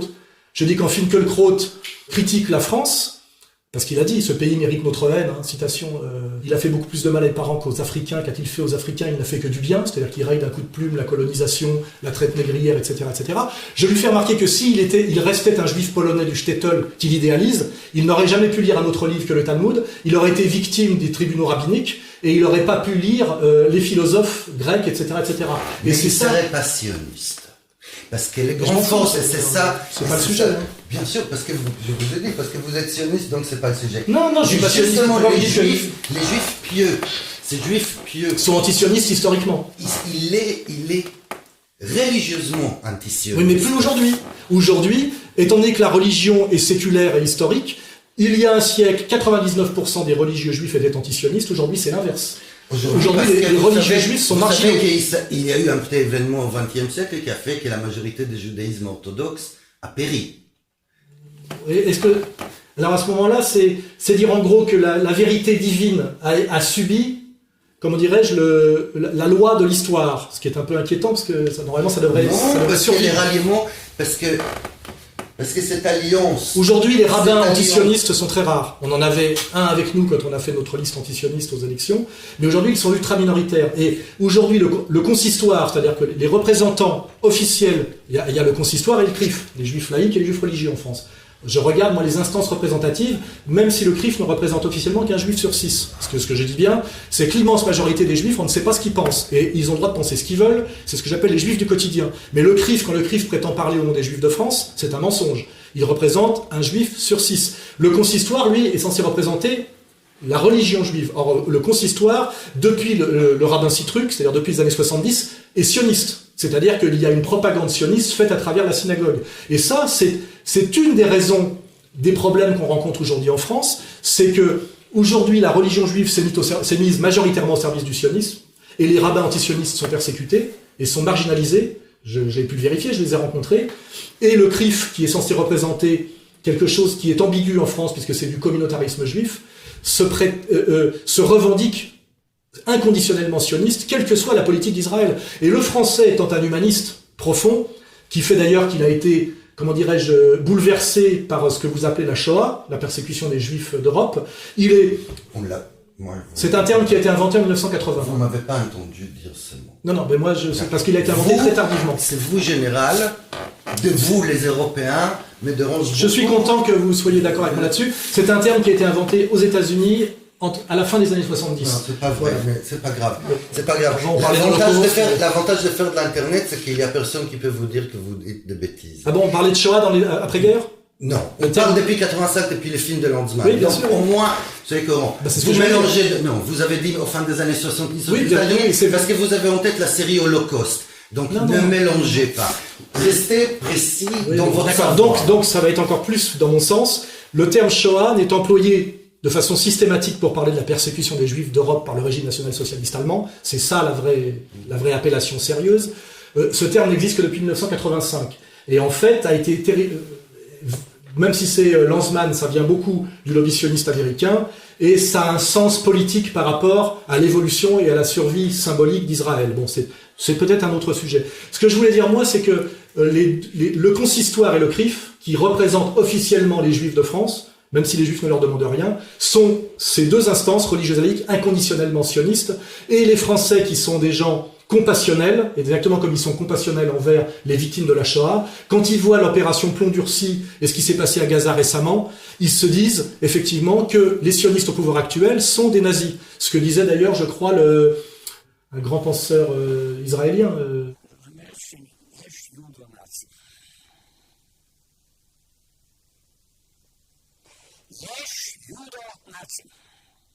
Le professeur Yeshayahu Leibovitch. Voilà, Leibovitch, voilà. Et les Français voient effectivement cette dérive extrême droitière de l'État d'Israël officiel, hein, parce que, ils le voient. Et le problème, il est là, c'est que ça commence à se voir. Vous voyez, ma phrase, ça commence à se voir. Voilà. Et que Alain Soral aide à faire comprendre ce qu'il y a à voir, effectivement, c'est ce qui fait qu'Alain Soral est un peu en danger aujourd'hui. Et c'est-à-dire que c'est lui qui est en danger, parce qu'effectivement, il porte atteinte non pas à la sécurité des Juifs ou aux Juifs, mais par contre, il montre du doigt une malhonnêteté et une dangereuse malhonnêteté des institutions juives représentatives que sont notoirement le CRIF et sans doute un peu moins le consistoire, mais quand même, voilà. Je fais d'ailleurs remarquer que le rabbin Bernheim a eu des problèmes l'année dernière en France. On lui a sorti des diplômes qu'il n'avait pas, que beaucoup de gens savaient qu'il n'avait pas. Pourquoi ? Parce qu'à un moment donné, en tant que religieux juif à peu près intègre, il s'est prononcé contre le mariage pour tous. Ce qui me gêne profondément, c'est l'emploi du mot mariage. C'est-à-dire qu'on est en train de dévoyer le sens des mots pour l'appliquer à des situations totalement différentes.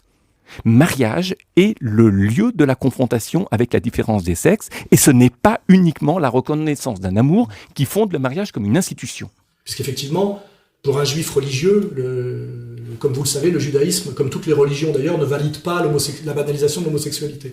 Et le jour où il a été en porte-à-faux par rapport à l'idéologie dominante, on l'a quelque part mis sur la touche en sortant un dossier qu'on aurait pu sortir avant. Voilà. Et ce que je veux dire qu'il y a bien un combat politique aujourd'hui qui a tendance, je le dis, à marginaliser les juifs qui se réclament du judaïsme authentique sur la question sioniste et sur d'autres questions. C'est vrai. Et ça, moi je ne fais que l'analyser. Je passe mon temps à produire des analyses. Et ces analyses me paraissent honnêtes et morales. Voilà, c'est ça que je dis. Je veux dire, je suis étonné de la diabolisation que je subis. Et cette diabolisation ne marche pas. C'est ça que je vous ferai remarquer au niveau médiatique.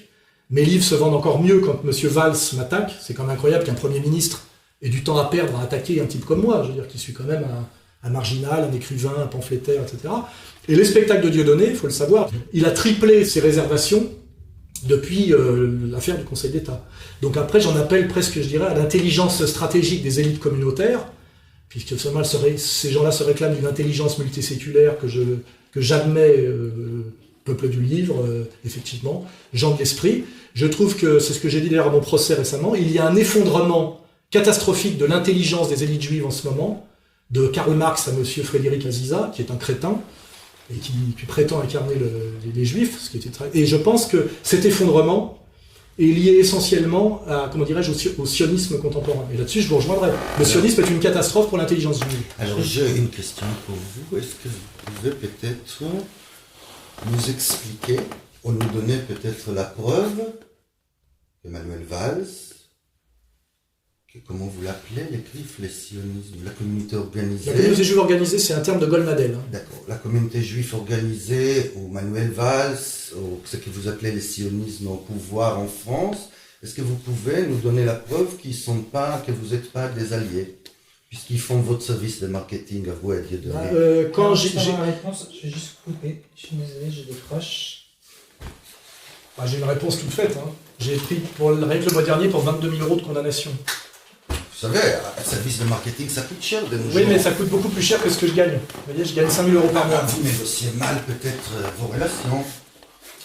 Donc ça veut dire que si c'était vraiment... C'est comme les gens qui disent que Dieudonné a fait ce qu'il a fait par intérêt commercial. Je veux dire, il était quand on voit le chemin de croix qu'il a subi depuis 10 ans, c'est un argument... je pense que c'est un argument qui pourrait favoriser l'antisémitisme. De toujours tout voir sous le terme du saint commerce, vous voyez. C'est pas notre tradition. Je suis venu au commerce très très tard pour des raisons de survie, vous voyez. On est rarement militants communistes par goût du commerce. Est-ce que les juifs ne sont pas en naissance? Il y a une grosse tradition commerçante chez les juifs, liée à leur situation historique de diaspora, oui, bien sûr. Parce qu'ils ne pouvaient pas être propriétaires d'autre chose. Ça se discute. Quand en Russie, on leur a donné des terres pour les cultiver, ils les ont rarement cultivées parce qu'ils pensaient que c'était un travail qui ne correspondait pas à leur niveau d'intelligence. Ils se sont mis débutants de boissons et grâce à l'alcoolisme, ils ont réussi à faire travailler leurs terres par d'autres. Je connais très très bien l'histoire de la Russie et de la Pologne. J'ai beaucoup étudié toutes ces questions-là. Et ça aussi, c'est indéniable. Et c'est d'ailleurs validé aussi par Israël Shaak dans son livre majeur, Histoire juive, religion juive, le poids de 3 millénaires. Je suis très très cultivé sur toutes ces questions-là, monsieur. Très très cultivé. Et c'est important d'être cultivé sur ces questions-là parce qu'on sort des fantasmes et on sort de l'idéologie pour rentrer dans le sérieux, dans le dur, vous voyez, sur le plan du concept, sur le plan de l'histoire. Et c'est vrai que tout ça, normalement, devrait être un sujet passionnant, tout simplement. Je veux dire, moi, comme je vous le dis, la réussite des juifs d'élite ne me gêne pas du tout. Je suis très ami avec Zemmour. Je pourrais lui en vouloir de finalement répéter toujours 5 ou 7 ans après ce que j'écris moi dans La douleur. Mais bon, il va vendre 500 000 livres. Mais mon dernier livre, vous savez à combien il s'est vendu? 100 000. Moi, je ne vais pas bouder, voilà, 100 000 exemplaires, c'est très beau. Non, c'est pas mal. C'est pas... Ah oui, c'est très bien en ce moment. Bernard-Henri Lévy vend 4 000 maintenant par bouquin.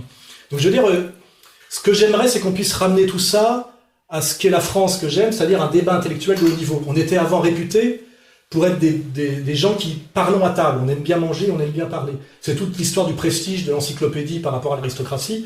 C'est que ça fournissait des sujets pour le dîner en ville. Et le français aime bien briller au dîner pour séduire les femmes, vous voyez. Quand Voltaire dit « je ne suis pas d'accord avec vous, mais je me battrai jusqu'à la mort pour que vous puissiez exprimer vos idées », il essaye de séduire la femme au bout de la table. En réalité, il se battra jusqu'au dessert. C'est ça que ça veut dire. Parce qu'après, on passe à autre chose. Nous, les Français, sommes une culture de discussion pour le plaisir de la discussion, de femmes et de nourriture. C'est pour ça que le nazisme n'est pas quelque chose pour nous. Vous voyez, c'est trop correct, c'est trop rigide. Voilà. C'est pour ça qu'il faut bien, je dirais, comprendre ce qu'on appelle les idiosyncrasies nationales. Voilà. Et moi, je suis toujours très bien entendu avec mes amis juifs ashkénazes du Parti communiste, parce que c'était des gens cultivés, des grands dialecticiens.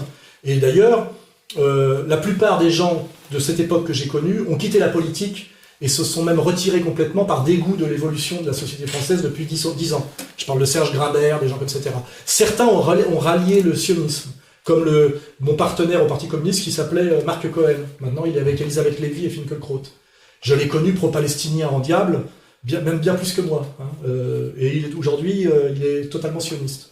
Et effectivement, c'est des choses qui m'ont étonné et qui m'ont choqué. Ce que j'appelle cette recommunautarisation et cette retribalisation de certaines élites juives ashkénazes qui étaient avant des maîtres de l'universalisme du concept et qui ont, à cause de la question israélienne, glissé vers le néo-tribalisme. C'est vrai que je le déplore, voilà, parce que je pense qu'il y avait un lien avant entre la très haut niveau d'intellectualisme français et le fait qu'on avait une élite juive assimilée, Raymond Aron, etc.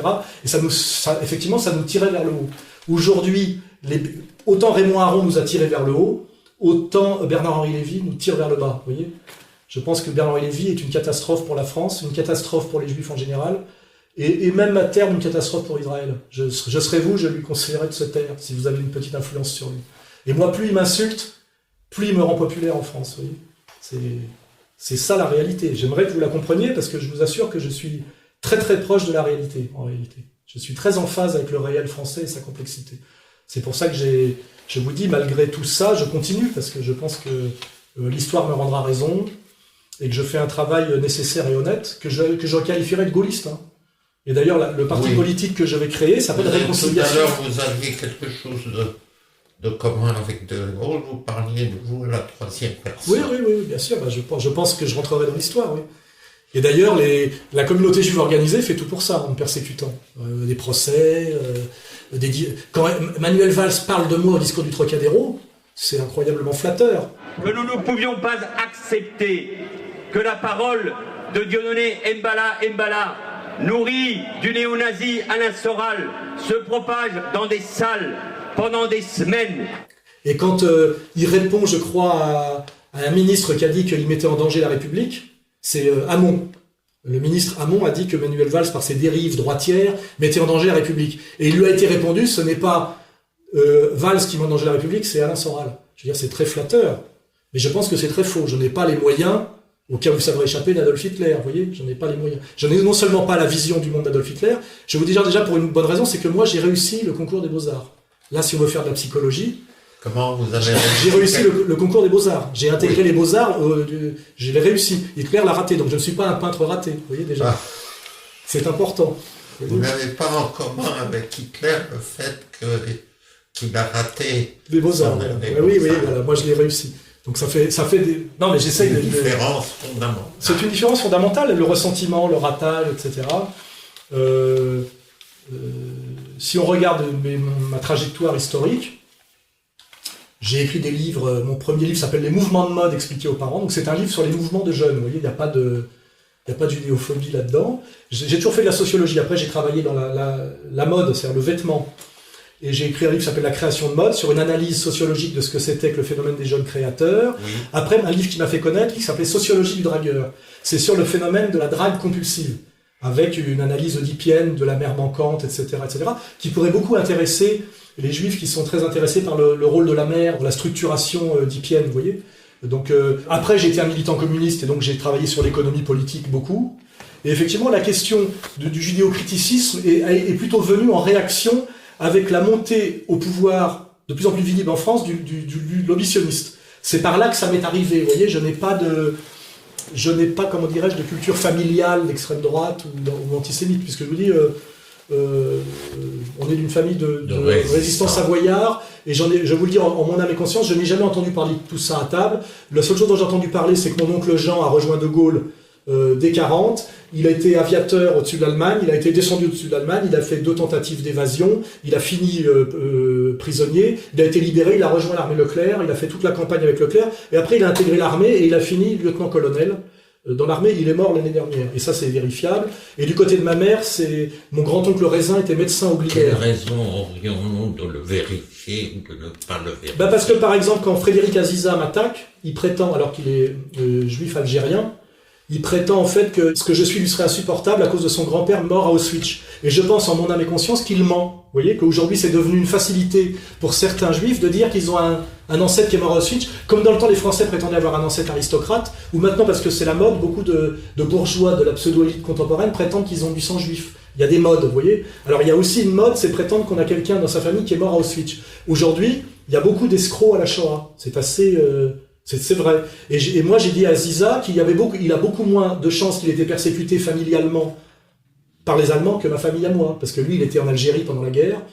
Donc, ils n'ont pas vu grand-chose, excusez-moi. Alors que nous, on a réellement subi une persécution, des Allemands, qui a ruiné ma famille.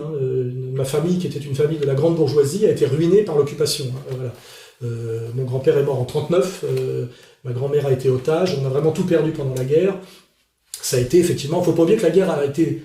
la guerre n'a pas existé que pour les Juifs. Les Français ont beaucoup souffert de la défaite face à l'Allemagne et des 5 ans d'occupation. En termes de privation, même pas pour les résistants seulement. Moi, mon père me racontait les privations physiques, le fait que le cadet de la famille était plus chétif que les autres parce qu'il a manqué de nourriture. J'incite aussi, c'est ce que fait d'ailleurs un peu Zemmour aujourd'hui, à la compassion envers ce qui n'est pas juif. Vous voyez, la Deuxième Guerre mondiale a fait en France, pour les Français, 550 000 morts pour une guerre qu'on a fait pendant un mois. Des Français juifs, il en est mort 25 000, je crois. Toutes nationalités confondues, 75 000 ont été déportés. 95% des juifs français ont survécu à l'occupation et à la collaboration. 75% des juifs, toutes nationalités confondues, ont survécu. Et je trouve étrange la disproportion entre ce qui s'est passé, bon, sur le plan symbolique c'est violent, mais sur le plan réel finalement ça n'est pas tant que ça, et qu'on assimile la France à ce qui s'est passé en Roumanie, en Hongrie, en Allemagne, en Pologne, etc. etc. En fait, ça aussi, Zemmour fait le travail en ce moment, en s'appuyant sur les travaux de Simon Epstein ou du rabbin Alain Michel. Il y a quand même une disproportion très judéo-centrée, et je qualifierais même de soit paranoïaque, soit malhonnête, entre la réalité de la souffrance juive en France pendant la guerre, et ce qu'il en est dit. On a l'impression qu'on a tous travaillé dans des camps de concentration. Vous avez été conseiller donc de Jean-Marie Le Pen. Oui, sur la question des banlieues et sur la question sociale. J'ai compris.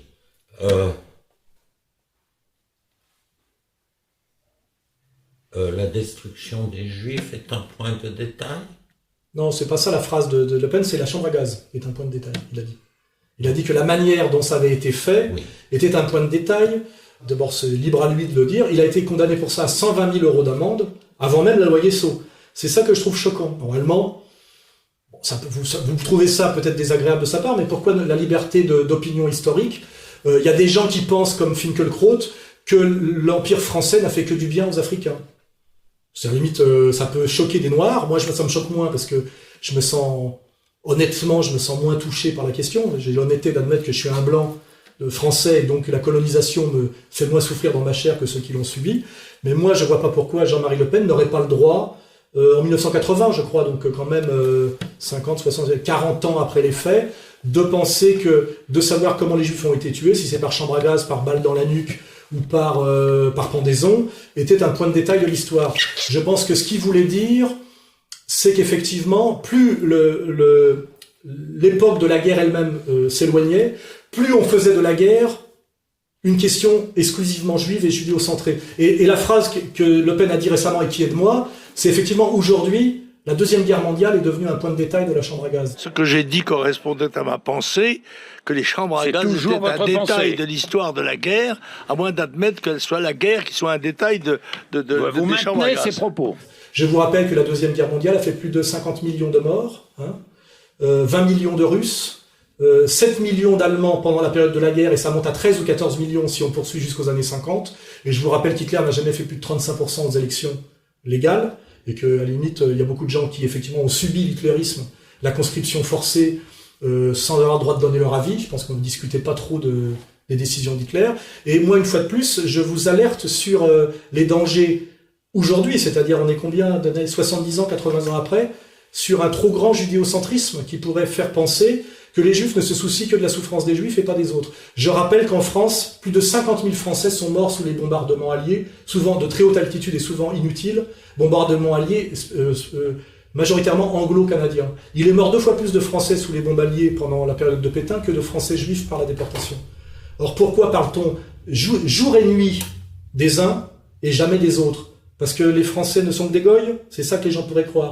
Parce que le peuple élu est le seul qui est humain, comme le pense effectivement Maïmonide lui-même, qui est quand même un rabbin, le rabbin des Lumières, n'est-ce pas, que j'ai étudié aussi, le livre des Égarés. Je veux dire, il faut faire attention effectivement que les gens, dans une période de tension, de crise économique, de paupérisation et de tension communautaire, ne pensent pas que les Juifs ne pensent qu'à eux tout le temps, alors qu'aujourd'hui, excusez-moi, la priorité n'est pas le combat contre Adolf Hitler. Il est mort, son idéologie est morte avec lui, et je vous ferai remarquer que le Front National est un parti nationaliste, mais qui ne fait que revendiquer la préférence nationale, jamais la préférence raciale. C'est-à-dire qu'en réalité, l'idéologie, on va dire hitlérienne aujourd'hui, est absolument absente partout sur le globe terrestre, et peut-être le seul endroit où on pourrait lui trouver quelque chose d'apparenté serait en Israël, quand on pense à l'idéologie de l'extrême droite israélienne, effectivement, qui eux, effectivement, sont assez proches au niveau de leurs lois raciales des lois de Nuremberg. C'est ça qui est le paradoxe actuel. Je pense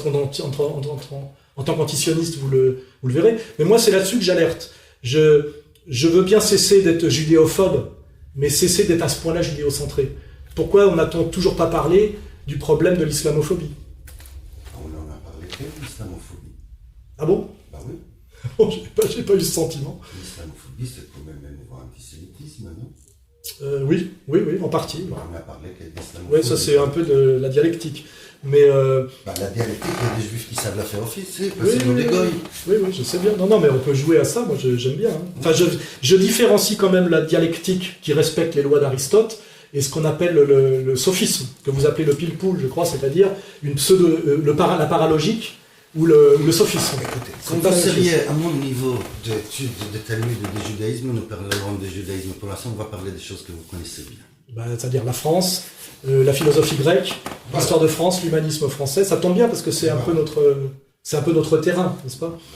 Mais oui. Donc aujourd'hui, effectivement, il y a une volonté de désigner un nouveau bouc émissaire qui est le musulman, qui souvent appartient à la population pauvre de la France. Donc celle qui a le moins le moyen de se défendre sur le plan dialectique et sur le plan des réseaux politiques. Donc c'est assez cruel et assez injuste. Et c'est d'autant plus dégueulasse quand c'est fait par des juifs sionistes qui connaissent à quoi mènent les stratégies du bouc émissaire. Et ça, j'aimerais que vous posiez la question à certains salopards des élites juives sionistes actuelles françaises qui jouent à ce petit jeu en ce moment, compte tenu de ce qu'est l'histoire juive, vous voyez. Ça veut dire effectivement qu'on est toujours que la souffrance des autres leur apporte peu, parce que vraiment il devrait avoir une espèce d'identification ou une compassion pour ce qu'effectivement l'angoisse que peut ressentir aujourd'hui ce qu'on appelle le musulman du quotidien, qui se retrouve montré du doigt, diabolisé, alors que souvent si on élimine quelques radicaux et des associations un peu fantasmées où on associe le délinquant et le musulman, ce qui n'est pas la même chose, parce que normalement on ne peut pas être musulman et délinquant, sinon c'est qu'on trahit sa propre religion, effectivement, de se soucier effectivement de l'inquiétude de ces gens qu'on a fait venir, qui ne sont pas venus comme des colons, on les a fait venir comme prolétaires, parce qu'on les payait moins. Ça a été voulu effectivement par le grand patronat français, sans doute par les loges pour des raisons universalistes, en tout cas le Grand Orient c'est sûr. Peut-être certaines élites sionistes qui avaient des arrière-pensées, c'est ce que m'avait dit le professeur Schwarzenberg à l'époque, et qui aujourd'hui effectivement ces élites ont retourné leurs alliances. Ce qui est très choquant aujourd'hui, c'est qu'on est passé du juif de gauche protecteur des minorités immigrées musulmanes à la ligne Zemmour, qui effectivement devient dominante en réalité en France. C'est assez choquant, et je pense que c'est peut-être ça le plus inquiétant, parce que ça pousse effectivement le peuple français qui souffre, et qui est très mal informé, à la colère, et donc au passage à l'acte physique, et je pense que l'urgence est là, je pense vraiment. Ma petite dernière question, Quelle est la différence fondamentale, à votre avis, entre ce que vous appelez les salopards qui montent la haine des musulmans pour leurs raisons, pour leurs intérêts et pour peut-être leurs valeurs et convictions? Quelle est la différence entre ceux qui disent les problèmes, c'est les musulmans, et ceux qui disent aux musulmans les problèmes, c'est les sionistes, les juifs sionistes? En réalité, vous utilisez sioniste pour dire juif, parce que vous n'êtes pas vraiment un anti-sioniste. Non. Parce que je pense quelle est la différence fondamentale entre ceux qui disent que les problèmes et les juifs, ou comme vous, ou les autres qui disent les problèmes et les musulmans? Est-ce qu'au fond, c'est pas une question de...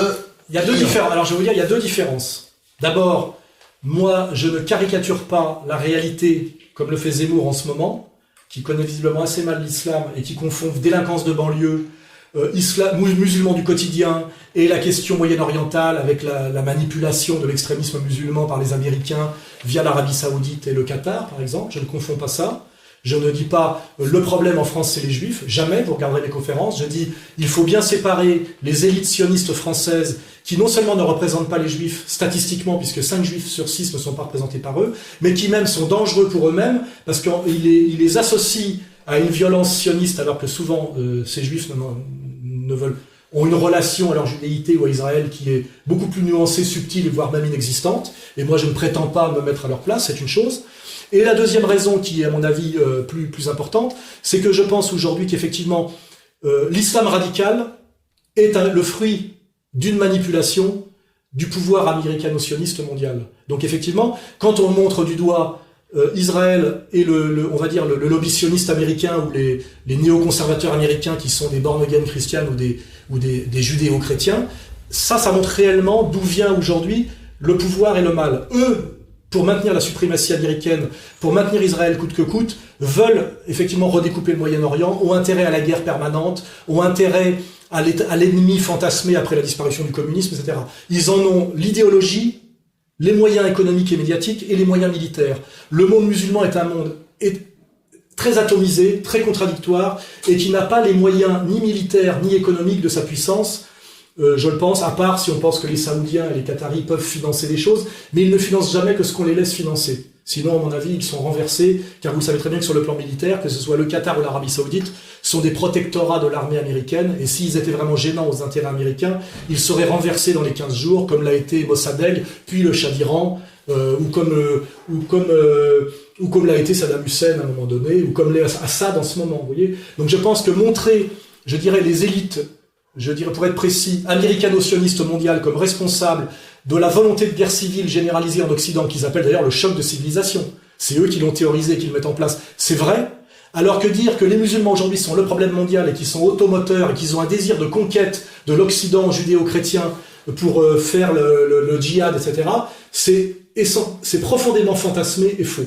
Voilà. Et j'espère que votre grande culture du Moyen-Orient en tant qu'Israélien, même si vous êtes antisioniste ou juif israélien, validera mon analyse. Je pense que le monde musulman n'est pas un monde monolithique et unifié. C'est un monde, en fait, si je veux conclure, l'immense majorité de la violence musulmane est tournée contre les musulmans eux-mêmes. Et ce qui se passe en ce moment avec l'État islamique le prouve. L'État islamique aujourd'hui génère un chaos à l'intérieur du monde arabo-musulman et tue majoritairement des musulmans, et d'ailleurs des musulmans sunnites. Vous voyez ? Et c'est pour ça que je trouve que ma position est toujours nuancée, mesurée, sérieuse et à mon avis juste, alors que la position en face est à mon avis fantasmatique pour les gens, je dirais, naïfs, et malhonnête pour les manipulateurs. Voilà. Et je pense honnêtement que j'aurai raison sur la longue durée. Voilà. Et je pense que si je subis toutes les violences que je subis aujourd'hui, et les diffamations et les diabolisations que je subis, c'est parce qu'il est très difficile de me répondre honnêtement sur le terrain du discours sérieux. Voilà. Je pense que si je peux argumenter face à Zemmour sur ce sujet-là, face à Finkielkraut, face à Bernard-Henri Lévy, c'est pour ça d'ailleurs que je ne suis plus invité chez TADI, parce qu'en général, les gens qui m'écoutent disent son argumentation tient debout. Alors qu'en face, c'est beaucoup de l'anathème, du fantasme. Voilà, c'est ma réponse. Bien, monsieur, merci beaucoup. Je vous en prie. Merci beaucoup.